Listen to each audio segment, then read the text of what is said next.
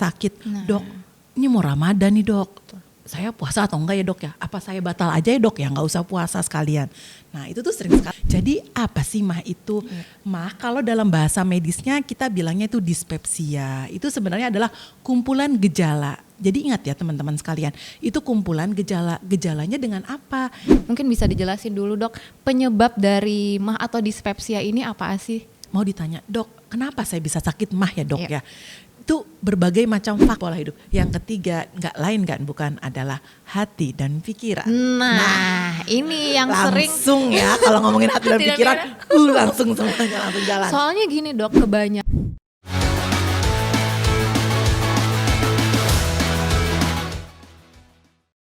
Assalamualaikum warahmatullahi wabarakatuh.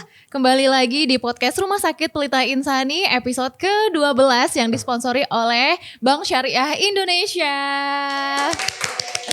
Kembali lagi dengan saya Dr. Gralia Rizky dan tentu saja seperti biasa saya tidak sendirian. Hari ini kita kedatangan tamu nih, salah satu dokter unggulan di Rumah Sakit Pelita Insani. Dokter kebanggaan kita semua, ada Dr. Syafitri Yuliani, spesialis penyakit dalam.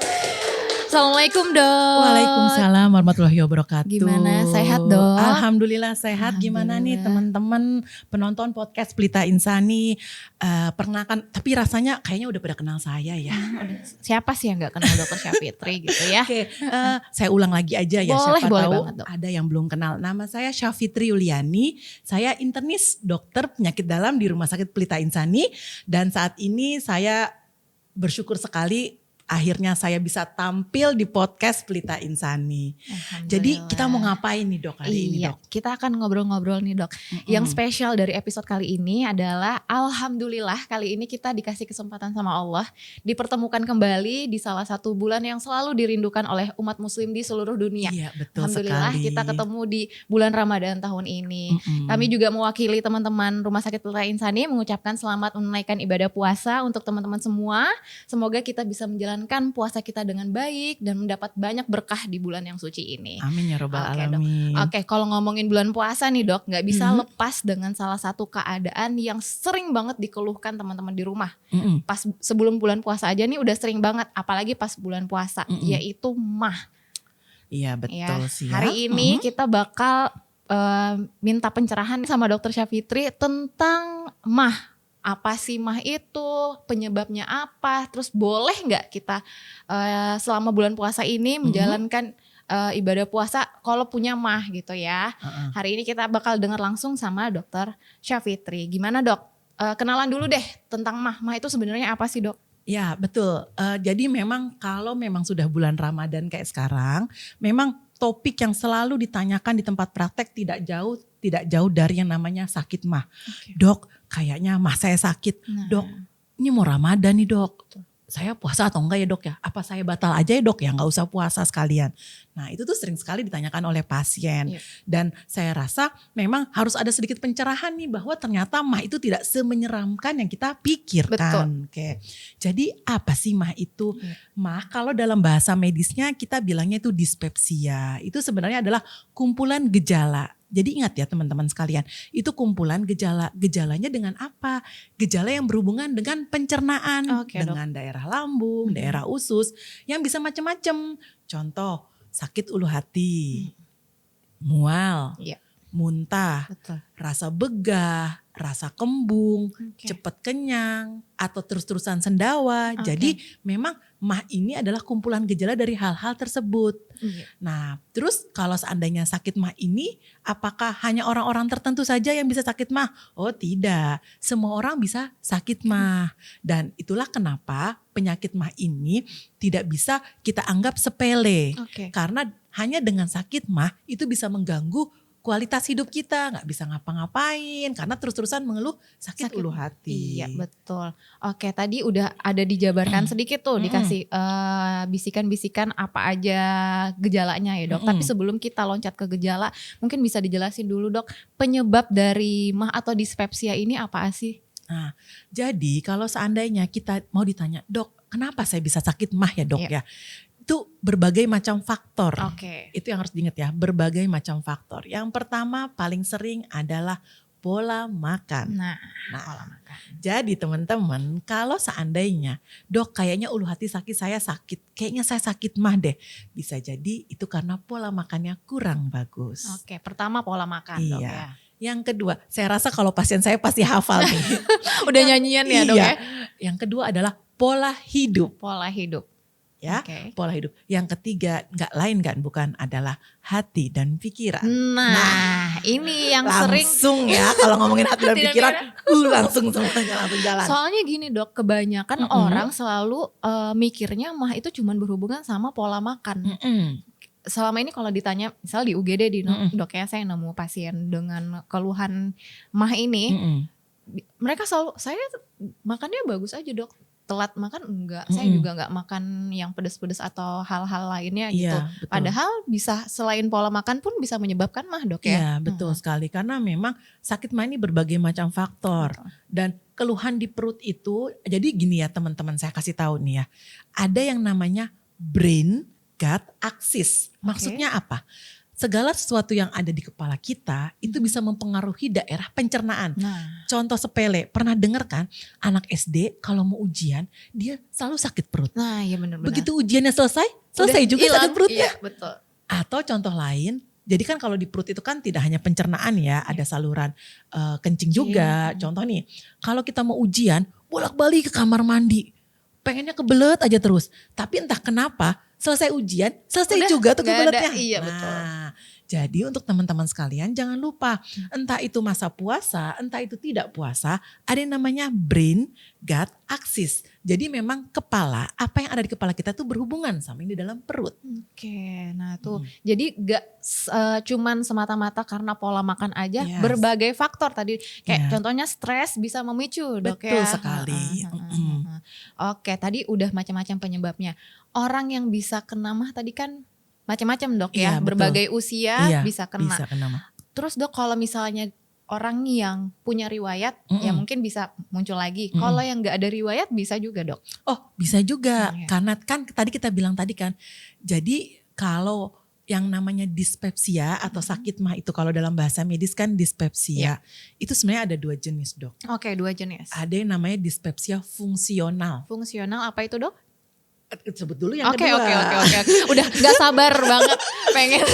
Jadi ada yang namanya fungsional, Oke. ada yang namanya organik. Organik. Kalau fungsional tuh gini, keluhannya ada.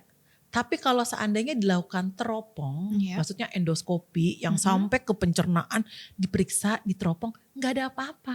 Oke, normal gitu Normal Dok ya. aja. Itu dispepsia fungsional. Fungsional. Kalau dispepsia organik itu yang ketika diteropong, dilihat memang ada kelainan. Misalnya lambungnya luka lah, Oke. terus memang ada polip kah di ininya, ada perdarahan kah di lambungnya. Nah itu dispepsia organik. Oke. Kenapa saya sebut ini begini Dok?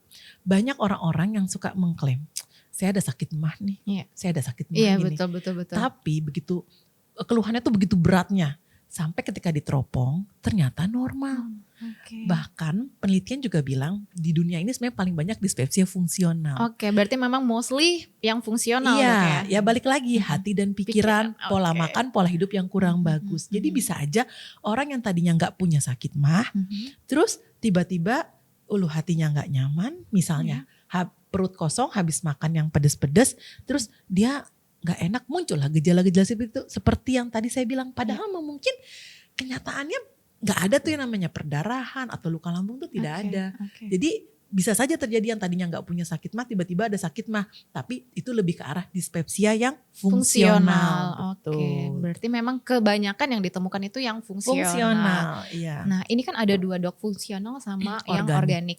Apakah ada perbedaan dari gejalanya Dok yang dispepsia fungsional sama organik? Secara perbedaan tidak ada. Enggak ada ya? Secara gejala umumnya sama saja, Oke. cuman memang itu semua harus dibuktikan dengan tindakan yang namanya teropong. Oke, jadi dari temuan teropong tadi Iya. baru bisa ketahuan Iya, ya Dok ya. makanya kadang-kadang kita kalau dalam mentreat mengobati pasien dispepsia, apalagi seandainya keluhannya memang sudah berat, terkadang memang kita akan sarankan untuk teropong. Iya. Begitu normal, umumnya gejala bisa perbaikan.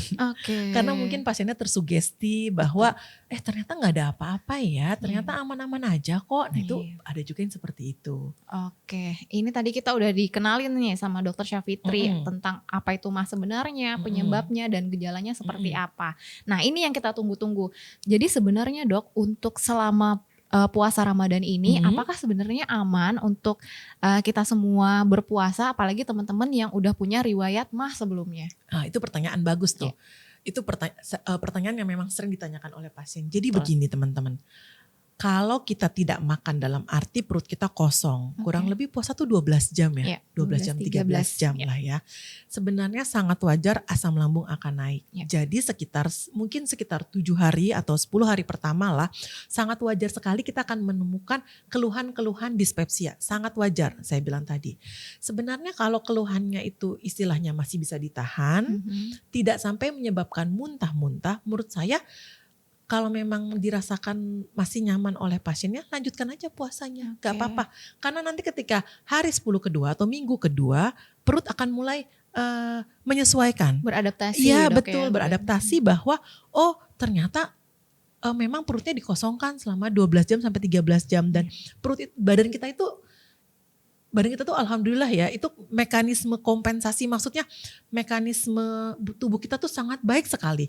Jadi kalaupun seandainya misalnya dalam 7 hari pertama kita sakit ulu hati, mual ketika puasa, selama tidak muntah menurut saya sih dan nyerinya masih bisa ditahan, lanjutkan aja gak apa-apa. Nanti minggu kedua dia akan menyesuaikan kok. Malah puasa tuh malah jadi tempat yang bagus untuk latihan supaya tidak makan berlebihan menurut saya. Jadi kalau seandainya bulan Ramadan ini gak apa-apa sih menurut saya kalau misalnya puasa. Cuman memang harus diberitahu bahwa seminggu pertama akan ada fase penyesuaian. Ngomong-ngomong tentang makan berlebihan nih Dok. Sebenarnya kalau makan berlebihan pun bisa menyebabkan mah gak sih Dok? Oh tentu saja. Jadi kalau kita mau balik nih dengan suasana vibes Ramadan sekarang ya. Sunnah Rasul tuh bener adanya loh. Kan makanlah sebelum lapar, berhenti sebelum kenyang. Nah, itu benar adanya. Karena memang kalau kita makan ketika nunggu lapar, asam lambung udah keburu naik. Ketika kita makannya kekenyangan, kepenuhan, itu juga gak nyaman, kembung. Jadi menurut saya sebenarnya makan berlebihan itu bener-bener gak harus nunggu bulan puasa ya. Sebenarnya setiap hari itu harus sudah jadi cerminan kita bahwa makan sebelum lapar, berhenti sebelum kenyang itu benar adanya gitu. Betul, dan puasa ini bisa jadi momen kita melatih. Betul Dok, banget. Jadi kalau seandainya nih bulan Ramadan ya, bukan berarti kalau seandainya nih, wah ini bulan Ramadan nih kan saya sakit mas, saya gak perlu puasa deh. Jangan, puasa aja. Betul. Yang penting itu tadi, tahu aturan mainnya. Makannya jangan berlebihan contohnya. Oke, ngomongin makanan juga Dok, kira-kira ada gak sih makanan yang memang bisa mencetuskan timbulnya mah ini? Oh banyak Dok, jadi memang kalau kita punya sakit lambung Dok, kita harus bilang sama pasien, PR-nya banyak. Gak bisa asal-asal. Tapi jangan langsung stres, wah PR-nya banyak nih, makanannya banyak yang gak boleh. Tenang aja, pokoknya yang penting kita melakukannya dengan santai ya. Yang pertama, saya tidak menyarankan untuk minum berkafein, kopi. Teh gimana Dok? Teh itu kalau saya sih bilang gini ya, kalau pasien-pasien saya, teh anum-anum aja. Jadi kalau seandainya ini ada gelas, tehnya segini, sisanya air putih hangat. Jadi jangan tuha, tehnya teh cuman untuk rasa. Supaya ada. Ya betul sekali. Kopi, teh, coklat. Oh iya benar. Meskipun itu, Dok kopi susu gimana? Tetap gak bisa. Tehnya Thai tea sama aja. Kan tehnya yang ada kafeinnya. Apalagi kalau misalnya Thai tea kan kadang tehnya pekat. Iya betul. Kopi, teh, coklat, keju. Nah tuh teman-teman. Kopi, teh, coklat, aduh keju. Semuanya yang enak-enak lagi Dok. Gimana nih? Santan, ketan. Menu-menu takjil tuh kan rata-rata ada santannya. Betul sekali. Tapi balik lagi ya. Kalau menurut saya pribadi begini, kita kembali lagi ke yang tadi kita ikutin sunnah Rasul tadi. Segala sesuatu yang berlebihan itu gak baik. Betul. Ya, jadi wah berarti saya buka puasa cuman boleh pakai air putih hangat aja. Ya tidak seperti itu konteksnya. Dalam arti kalau seandainya mau makan kolak, silakan makan. Tapi ingat porsi. Contoh, habis makan santan, kolak, pas tarawih perutnya nggak enak, berarti tadi kebanyakan makan santannya, berarti kurangi besok makan santannya, atau jangan tiap hari menunya kolak terus. Nah, Atau abis makan kolak sayurnya yang santan juga. nah udah deh full deh tuh, banyak banget santannya. Sebenarnya masih banyak dok, kopi, teh, coklat, keju, santan. Kalau roti, susu, biskuit dok, itu tergantung merek. Karena banyak orang Indonesia yang intoleransi sama laktosa. Betul. Laktosa itu adalah zat yang berada di susu dan turunannya. Apa turunan susu? Banyak. Susu, keju, yogurt. Nah itu kan semua kan turunan susu tuh.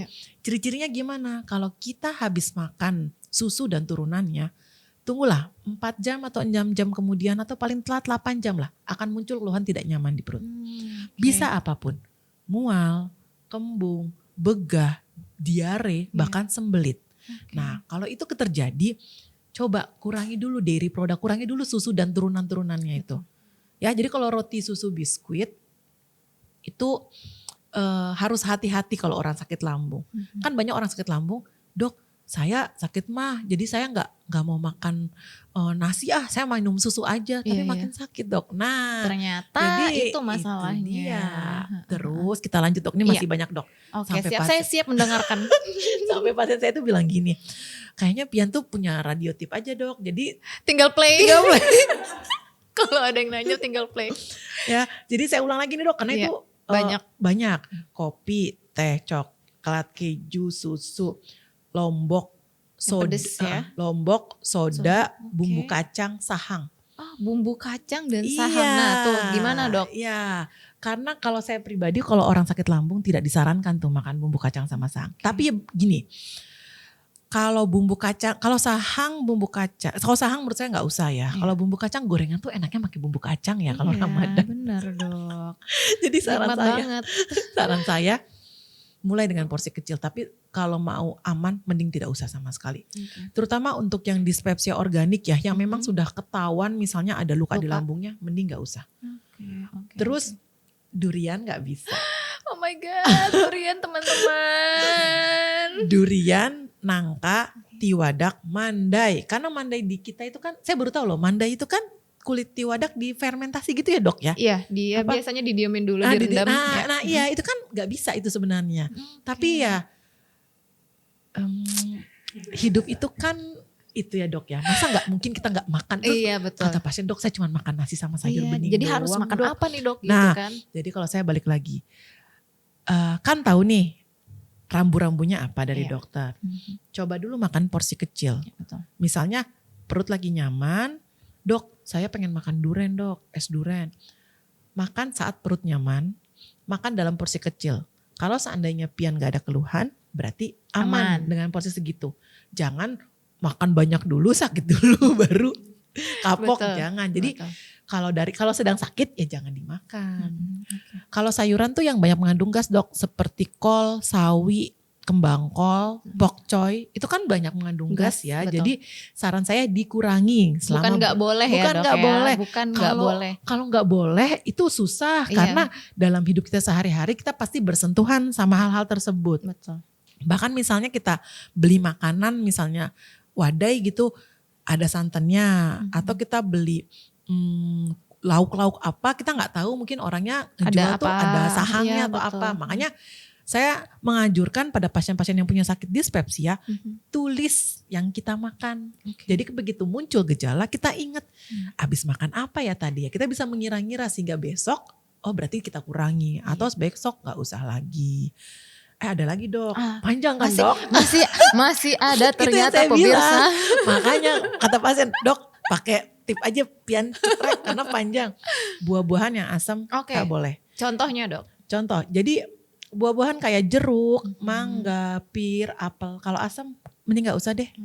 Yang aman tuh apa? Pepaya aman, buah naga aman, semangka aman. Kalau manis dan matangnya pas. Kalau pepaya terlalu mateng, itu kan gasnya banyak banget ya. Nah itu juga bisa memicu kembung. Terus udah ya rasanya ya.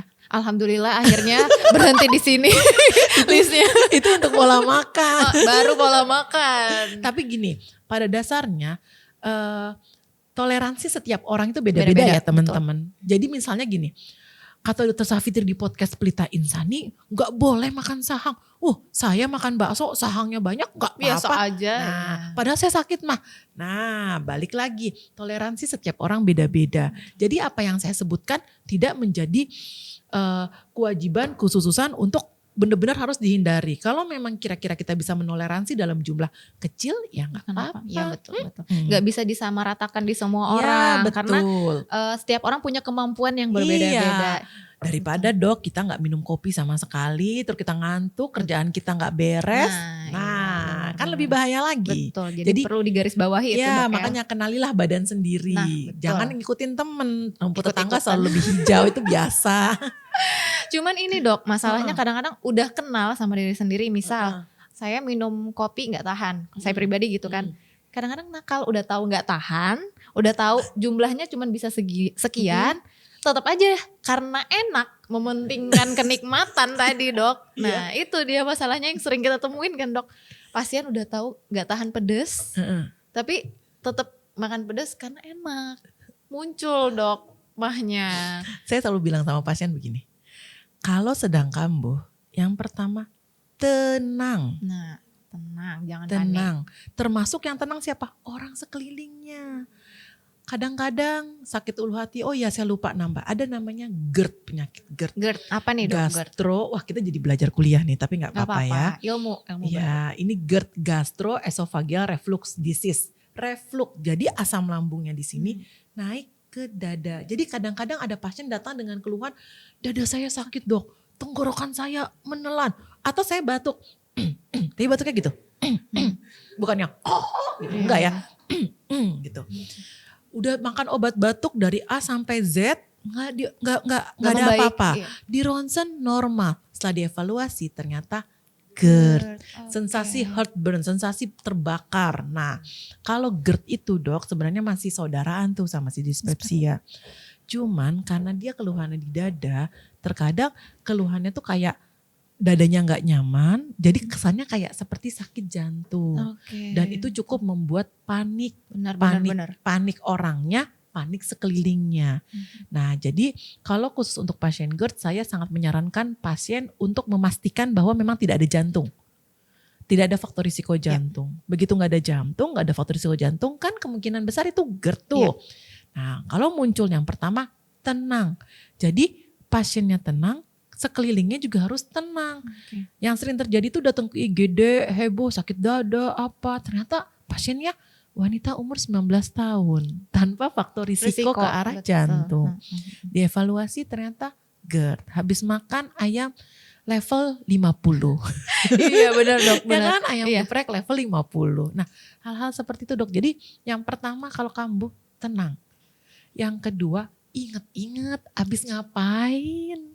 Apa terlambat makan, apa telat makan, atau mungkin habis makan es duren, atau mungkin habis makan ya tadi ayam geprek level 50, ya kan? Atau habis berantem sama teman gitu kan dok, naik asam lambungnya. Yang ketiga kan udah tahu nih penyebabnya apa. Kalau punya obat-obatan, dimakan obat-obatan yang ada atau mencari pertolongan boleh ke UGD kalau memang sudah tidak tahan. Yang keempat, udah tertawakan diri sendiri.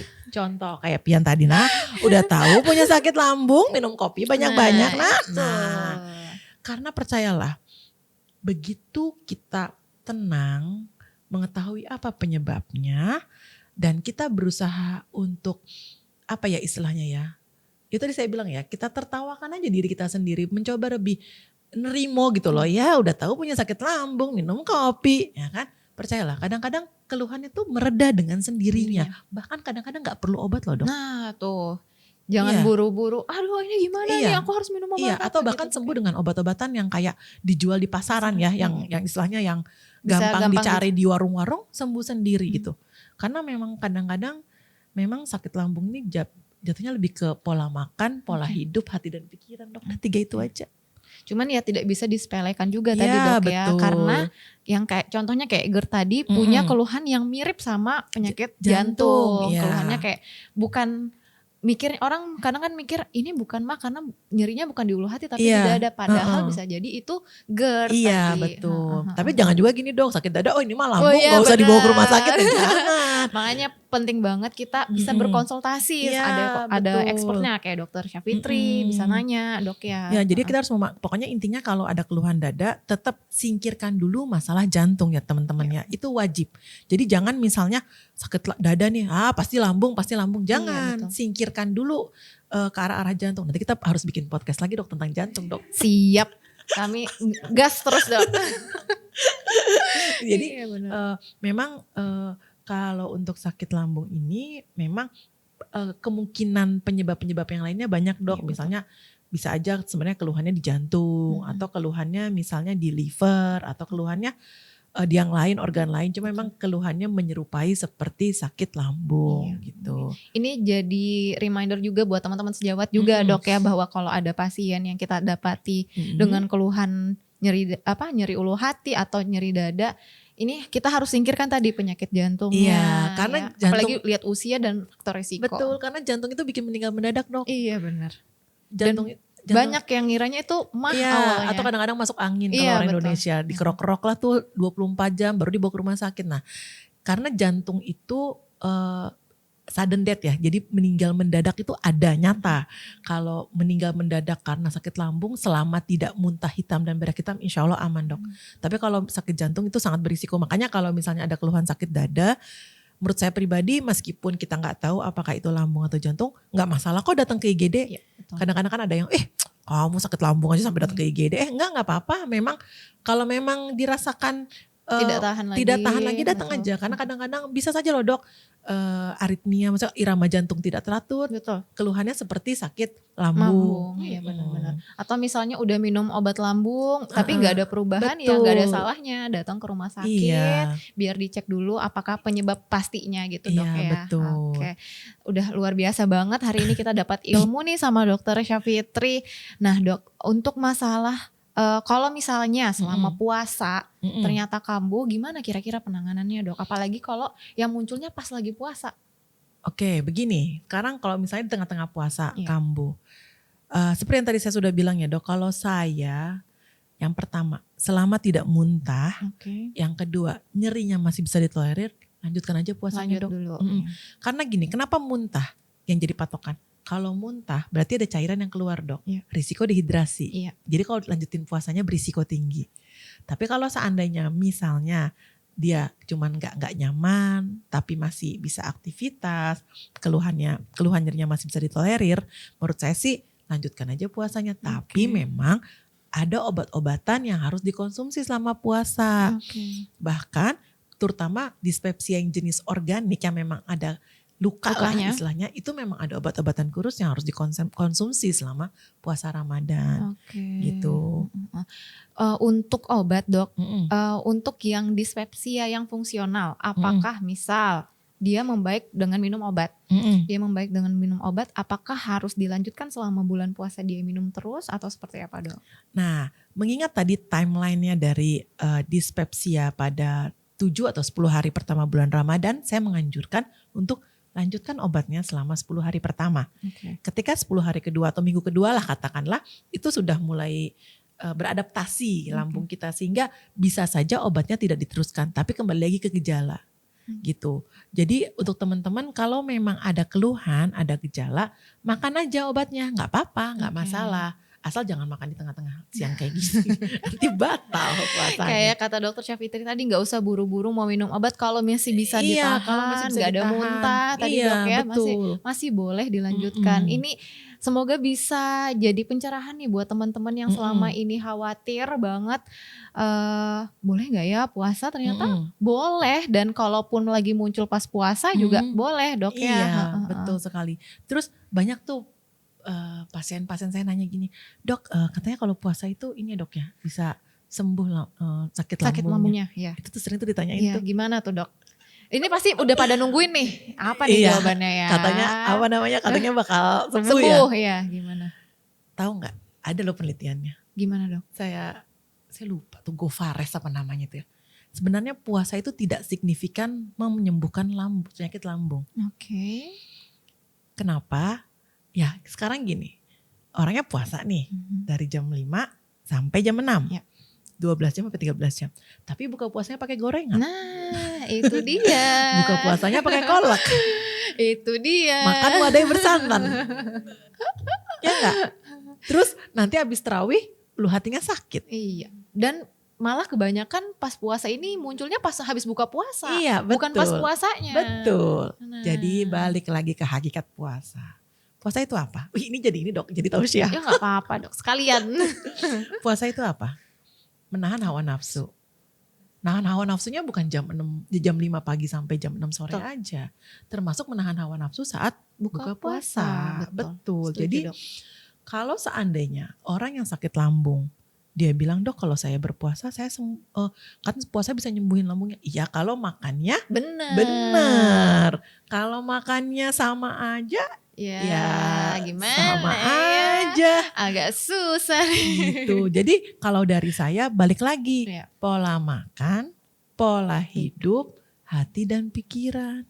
Saya belum bahas loh yang pola hidup. Iya benar dok, ini tadi belum sempet keasikan masalah makan karena gak selesai-selesai tadi. Pola hidup gimana dok? Pola hidup. Yang pertama ya dok, habis makan jangan langsung tiduran. Nah, siapa di rumah teman-teman yang habis makan langsung? No.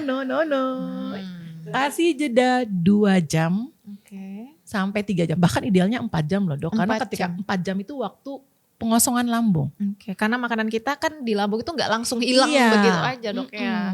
Tapi ya saya sih nyariin pasien 2 jam 3 jam. Jadi habis makan jangan langsung tiduran. Terus kalaupun seandainya lagi tidur nggak nyaman, bantalnya agak ditinggikan. Oke. Terus yang tadi makan sebelum lapar, berhenti sebelum kenyang. Iya. Terus jauhi asap rokok, termasuk jangan merokok. Ternyata itu ngaruh juga iya. dok ya. Terus yang berikutnya nih dok, tidur cukup. Jadi kebayang ya teman-teman, kalau nih misal nih kita bulan Ramadan ya, katakanlah kita buka puasa jam berapa kita puasa? Setengah 7. tujuh, ya. Setengah 7. Habis buka kan idealnya kan minum air putih hangat, makan kurma, sholat maghrib. Iya. Habis itu baru makan besar, sholat tarawih. Kita tuh tarawih sekitar jam 8 Jam 8. ya. Berarti kita asumsikan mungkin sekitar jam 8 lah ya kita udah gak makan ya. Karena kan udah tarawih tuh. Iya. Nah harusnya orang-orang Indonesia itu atau katakanlah Kabupaten Banjar lah ya. Karena kita lagi di Kabupaten Banjar. Harusnya sekitar jam setengah 10-an tuh udah siap buat tidur. Kenapa? Karena kan perutnya udah mulai enak tuh. Terakhir makan kan sebelum tarawih. Jadi jam 8 udah gak makan apa-apa karena kan tarawih. Jadi jam setengah 10 itu udah siap-siap buat tidur. Jadi nanti bangun lagi buat sahur gitu. Tapi yang terjadi apa dok? Habis tarawih makan lagi. Makan part 2. Nah ya kan? Iya benar. Makan part 2. Atau kadang-kadang makannya justru setelah tarawih. Gak Ya disegerakan. kan? Habis makan langsung Tidur. tidur. Nah ini dia jawabannya. Ya kan? Pas sahur udah kenyang, gak mau makan. Perutnya gak enak. Iya benar-benar. Sahur akhirnya cuma ngabisin wadah yang tadi pas buka puasa. Ya kan? Iya benar dok. Oh Iya, dari itu benar. sebulan tuh kayak gitu tuh. Terus bilang, dok saya lambungnya tetap kambuh dok, padahal saya puasa. Iya gimana? Ternyata pola hidupnya yang Iya, belum tepat. pola tidurnya. Makannya udah, misalnya makan udah benar, ternyata pola Iya. hidupnya yang begadang masih. itu bikin asam lambung naik juga loh dok. Betul. Meskipun dok saya begadang cuma minum air putih, dok saya nggak makan apa-apa, itu juga bisa. Iya benar-benar. Sering tuh dok nemu di UGD makan gimana makannya nggak ada, makan yang tadi pantangan-pantangan, telat makan juga nggak ada. Ternyata 2 hari nggak bisa tidur. Iya. Dari situ ternyata dok Jadi ya. pola makan, pola hidup, hati dan pikiran. Jadi kalau seandainya makannya udah bener, saya nggak stres dok, saya nggak stres. Saya nggak apa-apa, aman-aman aja dok, aman-aman gitu. Tapi saya udah beberapa hari ini memang susah tidur dok. Nah, ternyata itu Itu penyebabnya. pemicunya. Oke. Gitu. Ini kan pola hidup salah satunya waktu makannya ya dok ya. Kan untuk olahraga misalnya teman-teman yang olahraga di rumah. Biasanya kan mereka milih untuk olahraga di saat puasa ini sore nunggu ngabuburitnya olahraga gitu dok. 30 menit atau 1 jam sebelum buka puasa. Untuk waktu yang aman dok kan jarak antara olahraga sama mau makannya itu apakah ada waktu idealnya, Dok? Kita ngomongin dalam konteks bulan Ramadan ya, Dok ya. Bulan Ramadan. Jadi kalau bulan Ramadan itu olahraganya intensitasnya harus dikurangi. Mungkin dulu waktu nggak bulan Ramadan intensitasnya berat. Jadi kalau bulan Ramadan ini olahraganya intensitas ringan sampai sedang saja, bahkan idealnya ringan saja. Jadi nggak perlu intensitas yang berat, Dok. Terus sebenarnya tidak ada waktu ideal khusus, Dok ya. Kapan? Tapi saran saya sih sebaiknya setengah jam sebelum buka puasa itu sudah selesai olahraganya. Tapi dengan intensitas ringan ya. Karena kalau intensitasnya berat, mentang-mentang mau buka, kita intensitas berat aja kan kita mau buka. Nah, nggak seperti itu juga konteksnya. Nanti yang ada malah keringat banyak, dehidrasi nanti malah. Jadi kalau saya sarankan intensitasnya ringan saja, ringan atau sedang lah. Itu kan kalau olahraganya sebelum buka puasa, Dok. Gimana untuk teman-teman yang misalnya mau olahraga setelah taraweh? Itu kan kita habis buka puasa, habis makan, apakah ada juga jamnya, Dok? Misalnya habis makan itu minimal berapa jam setelah itu baru boleh olahraga? Kalau saya pribadi menyarankan daripada gini, olahraga kan sebenarnya juga tidak mengenal waktu ya, Dok. Ada yang pagi, ada yang siang, ada yang malam. Tapi karena kita konteksnya lagi bulan Ramadan, lebih baik habis tarawih itu olahraga ringan, 9:30 tidur. Karena kalau kita sudah telat, kan gini, Dok. Olahraga tuh meningkatkan endorfin ya. Betul. Jadi adrenalinnya naik. Jadi abis olahraga belum tentu orang bisa langsung tidur. Betul, ngantuknya malah hilang. Iya betul. Jadi kalau saya sarankan lebih baik habis tarawih tuh kalau mau olahraga ringan sekali aja. Terus 2 jam atau 1,5 jam setelah tarawih itu udah tidur aja. Supaya gak mengganggu siklus tidurnya, Dok ya. Iya, nanti kalau misalnya mau olahraga yang ringan, kalau mau sebelum sahur. Iya. Terus tapi ingat juga loh ya, Ramadan ini kan sebenarnya bagus sekali untuk mengatur jam makan. Yang saya bilang tadi loh, habis makan besarnya tuh habis maghrib mau ke tarawih. Termasuk sahurnya nih, orang sakit lambung, sahurnya itu harus deket-deket imsak. Kadang-kadang kan ada ya, Dok tanggung, jadi sahurnya tuh jam 2 pagi, jam 3 pagi. Ya. Atau gak sahur. Atau gak sahur, betul. Atau terlambat minum air putih. Itu beda case ya, itu beda kasus, itu terlambat. Tapi kalau seandainya misalnya memang waktunya memang bisa, idealnya sahur itu adalah deket imsak. Jadi kalau kita imsak jam 5, setengah 5 kita mulai makan gitu. Jadi lebih enak pas sekalian kan memang sunnahnya kan sahur itu harus diakhiri ya. Emang paling bener ikutin sunnah. Emang lah bener. Kadang-kadang tuh kalau kita belajar kedokteran tuh jadi miss sendiri, Dok. Bener banget, Dok. Ternyata apa yang ada di Al-Quran itu cuma memang itu tadi ya, karena keilmuan kita kurang. Jadi kadang-kadang kita kalau ngelihat terjemahan Quran tuh kita tidak bisa menjelaskan secara letter lah ya, Dok, karena keilmuan kita kurang. Kita pikir apa sih kalimat yang tapi begitu kita sedikit mempelajari ya, ilmu kita apalah ya dibanding ilmu Allah. Sedikit kita mempelajari ilmu Allah ya, kita langsung teremes-emes gitu kayak, wih ternyata ya ada loh di ilmu Quran, kita selama ini kita belajar bertahun-tahun tuh sebenarnya udah ada di dalam cuman karena Al-Quran. Ilmu kita tuh belum tinggi, jadi kita belum bisa membaca secara ini tuh. Iya benar, Masya Allah ya tuh keren banget. Jadi yang tadi dibilang makan teratur,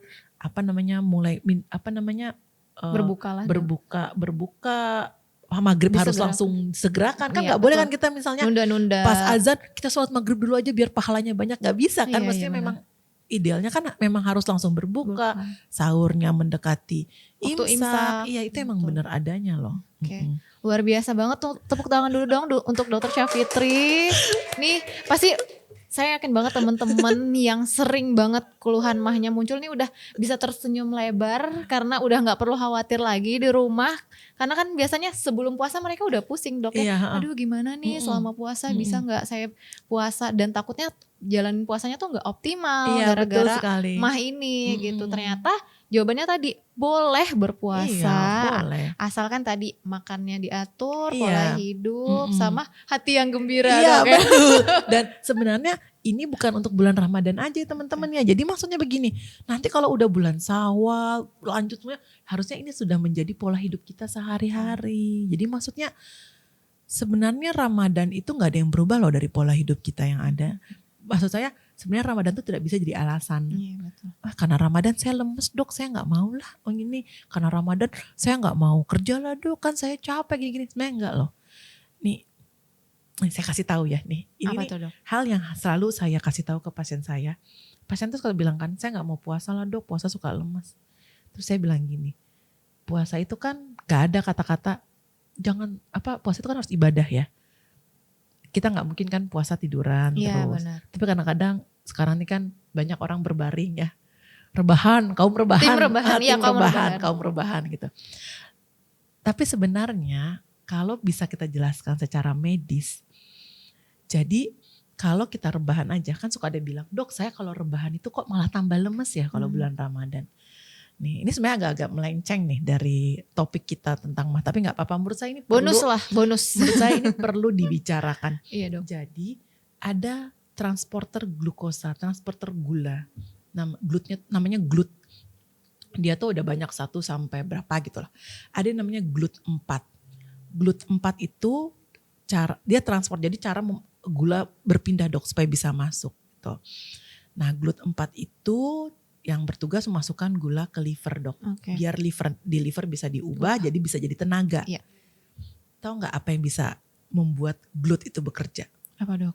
Aktivitas fisik. Nah, Gila keren banget gak sih? Allah tuh luar biasa banget Gila. menciptakan Jadi, semuanya. Kalau Ramadan gak ada alasan tuh, misalnya gini, oh saya Ramadan rebahan aja dok soalnya saya lemes. Percayalah makin rebahan makin lemes. Iya, benar. Karena secara medis, secara ilmu kedokteran itu sudah bisa dibuktikan secara sains bahwa ternyata ada yang namanya glut 4. Jadi kalau kita Ramadan, kan ada yang bilang ini, dok saya kalau Ramadan tetap aktivitas, malah gak kerasa loh dok, tahu-tahu mau beduk aja gitu. Benar. Malah gak kerasa haus, gak kerasa capek gitu loh. Ngomong juga biasa aja, maksudnya nggak aus, nggak ini gitu. Gak apa-apa, kenapa bisa gitu ya dok ya? Karena glut 4-nya Tadi penjelasannya bekerja. Oke, ada secara ilmiah. Ada sainsnya. Jadi take home message ya yang dari podcast ini nih untuk teman-teman semua. Ramadan itu bukanlah penghalang kita untuk beraktivitas. Okay. Bukan berarti kalau misalnya lagi Ramadan kita ini aja deh yang tadinya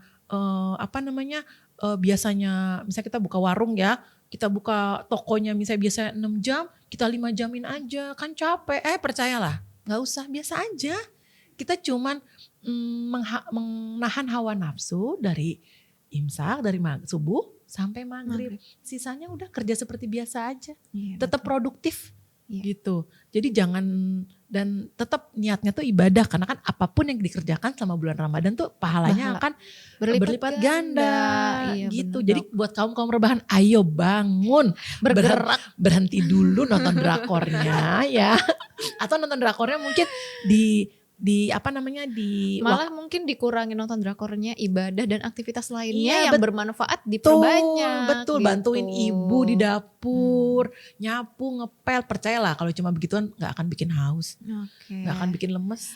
Berkahnya dapat, sehatnya juga dapat gitu ya dok ya. Tapi bukan berarti gak boleh nonton drakor ya, boleh nonton drakor. Cuman mungkin waktunya dikurangi, karena kan kalau Ramadan anak muda malah drakornya jadi lebih lama. Iya, benar. Iya. Luar biasa banget, terima kasih banyak Dokter Syafitri, ilmunya hari ini luar biasa.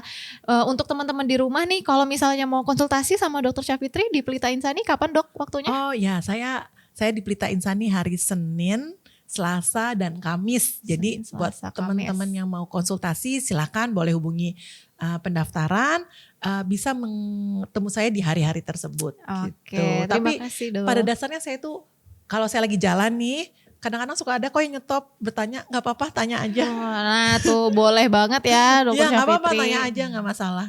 Oke, terima kasih banyak Sama-sama, dok ilmunya hari ini. Dan saya juga ingin mengucapkan terima kasih ke teman-teman Tip Podcast Rumah Sakit Pelita Insani yang sudah mengatur semuanya sedemikian rupa. Iya, makasih juga lo udah ngundang gue ya. Iya, alhamdulillah kita berdua masih diundang dok ya. Mudah-mudahan besok-besok diundang lagi ya. Amin. Oke, untuk teman-teman di rumah, semoga podcast kali ini bermanfaat untuk semuanya. Selamat menjalankan ibadah puasa. Kami semua undur diri. Wassalamualaikum warahmatullahi wabarakatuh.